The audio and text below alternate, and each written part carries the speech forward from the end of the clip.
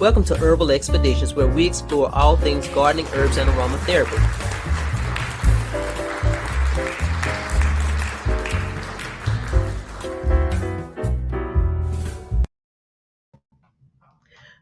Good evening and welcome to Herbal Expedition, where we explore all things gardening, herbs, and aromatherapy. Well, tonight's show is going to be just a little bit different. Tonight we're chatting like family.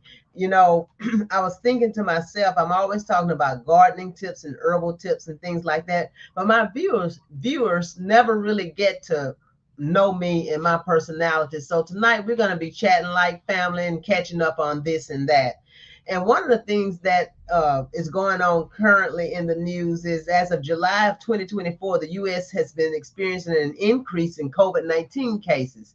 The CDC reports an uptick in cases on an average of about 12,000 new cases per day, and that's up from last year. Uh, as you know, summer gatherings brings big social gatherings. Summertime brings big social gatherings, and there are lots of people who are gathered together. And there are new variants as the of the virus. And so tonight, I just kind of wanted to chat about that. I did have a recent experience myself with COVID-19, and so I think that we've kind of gotten away from some of the practices. So I wanted to kind of talk about some challenges that I have faced with the channel and the things that are going on with me, and also just do a few reminders about how we should be facing these challenges that are coming up as far as COVID-19 is concerned. Before I get off into all of that, I'd like to send out a huge thank you to our sponsors, Word on the Streets. Thank them for giving us this platform and the opportunity to talk about these things. And as always, I will do my disclaimer. I am not a licensed healthcare professional. Information that you receive here are for educational purposes only, based on my personal experience and training. On this channel, we do not treat, cure, or diagnose. You are strongly, and I emphasize strongly, encouraged to do your own research on the topics discussed here. As always, you are advised to discuss any new herbal regimen with your doctor, especially if you are pregnant, nursing, or taking any prescription medications. And I'm going to start off or kick this off by talking about a few of the challenges that I have faced with developing a channel and developing content. I'm always sharing my herbal remedies and gardening tips, but I really feel as though I don't really engage you guys and you don't really get to know me. So tonight we're going to really take a different approach and we're just going to chat like family. I want you to feel like I'm your neighbor or your girlfriend sitting across the table having a cup of tea with you. In the early spring, as you know, I started several different kinds of seeds that it really got off to a great start. My garden was looking fabulous. Things were really growing and coming along very beautifully. And I transplanted those plants from the little starter cell kits and put them in my herb beds, and they were just growing fine. But then suddenly, the leaves were turning kind of yellow and some were turning brown, and I was trying to figure out what was going on and didn't really realize that I had a case of what's called leaf miners. And they're these little bugs, I guess. They start to eat through your leaves uh, and the stems of your plants. It will sometimes make it kind of hollow. And by the time I figured out what was truly going on, it was almost too late. But when I did figure out what was going on, I got this tea that I sprayed on my plants to help them kind of regain and to regain their vibrancy and get rid of those leaf miners. Not only did I do that, I started to give them an organic fertilizer, and that was like in July when this happened, the beginning of July. And then my next dose of fertilizer I was going to do with the plants on August the 1st.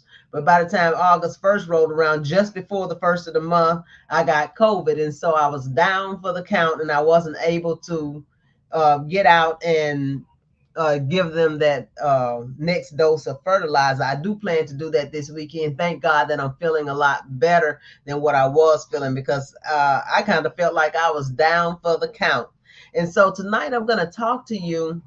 Well, before I say that, let me say that when this occurred, when I got sick, I was just about ready to make a first harvest of my herbs, and I was thinking I'll get these harvested, get them in, and then I'll cut it back, and then I'll get another harvest before the winter comes, because I was going to be so proud of being able to take my own herbs from my garden and put them away. Last year, I was able to get like lemongrass from my garden that I put back, and I was able to do some foraging for goldenrod, but those were about the only two things that were really picked by my hands and dried by me personally.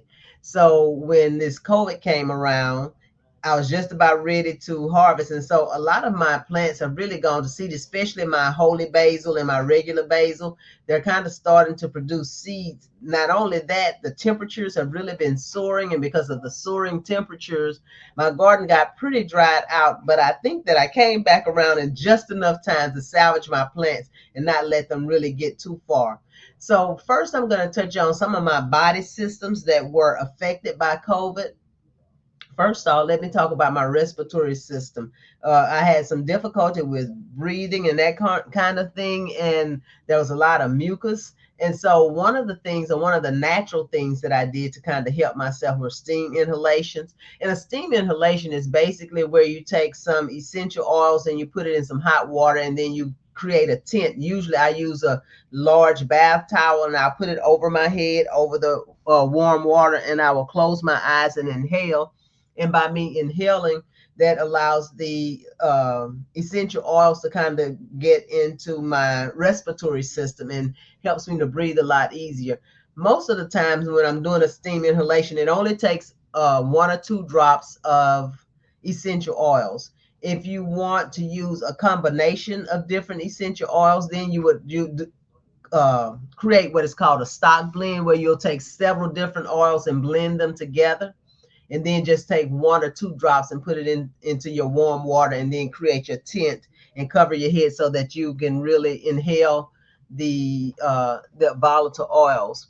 Another thing that I did while I was sick was diffusing different essential oils. Some of the oils that I will primarily diffuse are tea tree oil. Tea tree oil is really healing, and it also is really good at killing germs. So I had some organic tea tree oil that I put in my diffuser. I also did some black spruce. I'm looking on my desk because I have some of the oils that are right here in front of me that I used. And then a citrus oil is always nice because not only is the citrus uplifting and bright, but it also has D-limonene.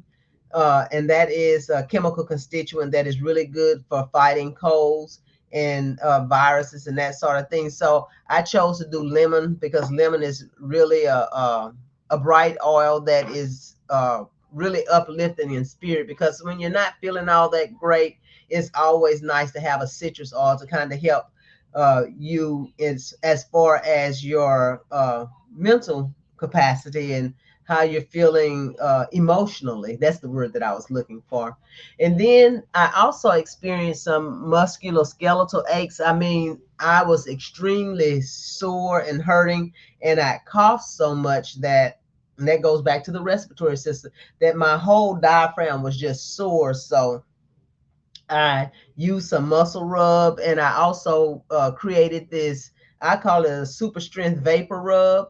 Uh, in this super strength vapor rub, some of the essential oils that were used were eucalyptus, peppermint, rosemary, thyme, lavender, and sweet marjoram. And these were all in a base of olive oil and beeswax. I'm trying to think if there's anything else. I think that was it, like the olive oil and beeswax. The beeswax is always used to kind of harden your oil so that it'll be more like a rub or a salve as opposed to being just a loose oil that's running. And so I choose to make my own salve as opposed to using like Vicks Vapor Rub is one that is really popular, but that is in a petroleum base. And so I prefer not to use a petroleum base because that is not the best for our skin or the healthiest thing for us to put on our bodies. Additionally, I will admit that I did use some ibuprofen Tylenol, because those things did help with the musculoskeletal aches and pains that I was having. And something that was different this go wrong was that there was some nausea that accompanied the virus for me this time. And I did read that these new variants that sometimes nausea is a factor.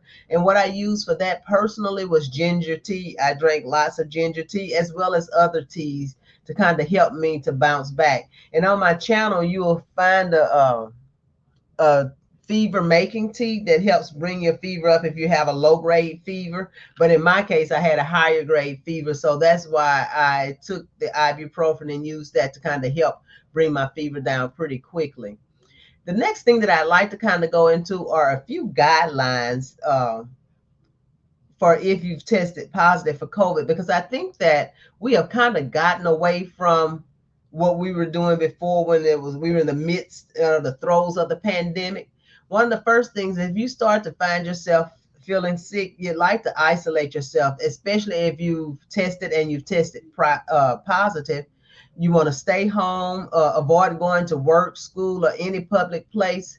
And if you've been running a fever, you really want to separate yourself even in your own home with your loved ones. You want to have a specific room that maybe is designated for you if you have that type of space and you're able to do that, so that you're away from other people and your pets that are in your home. And if possible, even use a separate bathroom facility.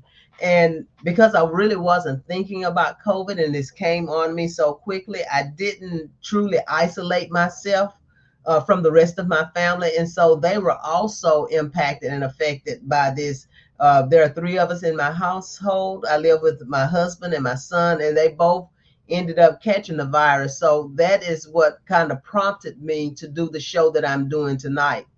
The next thing is wearing a face covering or a mask. If you need to be around other people or animals in your house, make sure that you're using that mask, because that's an extra layer of protection.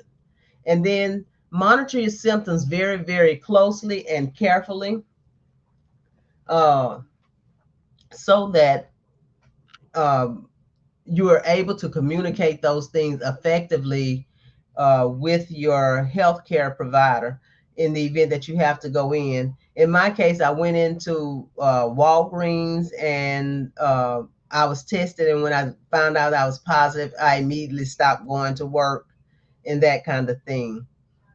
Next, stay hydrated, well hydrated, and get your rest. So many times in our society, we just push, push, push full steam ahead, and we really don't sit down and take the time to give our bodies the opportunity to recuperate and to rest. Drink plenty of fluids.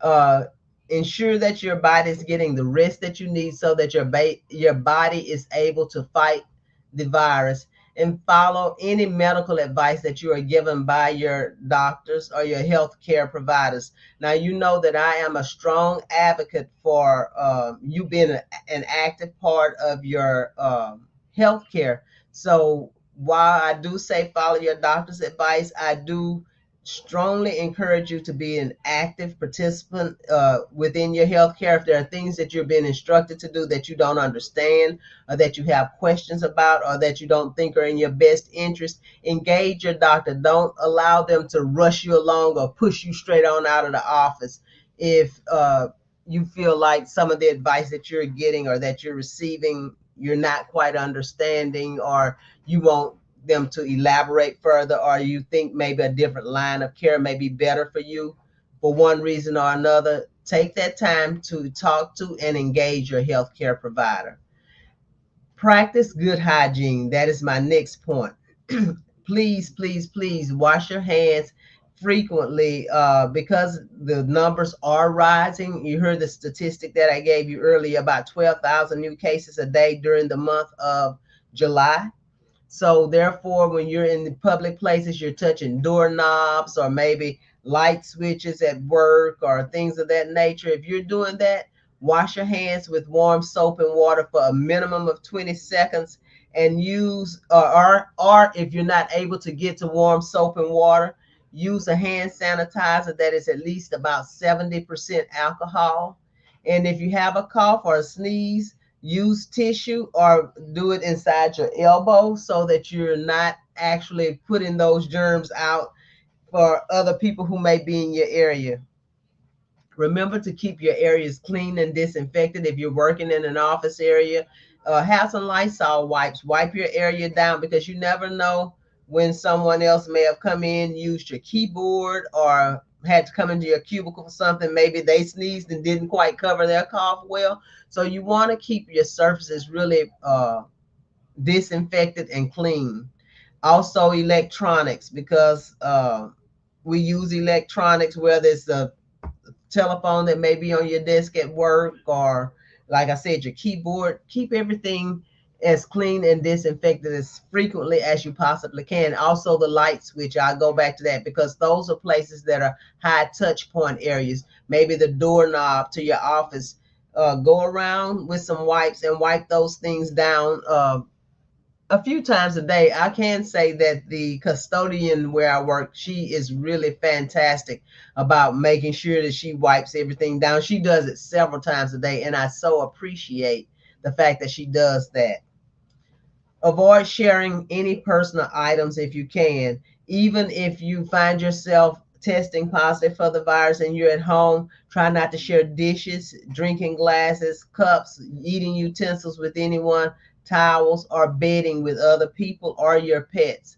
And what I tried to do was actually use disposable plates and cups and things like that, so that I could throw those things right away.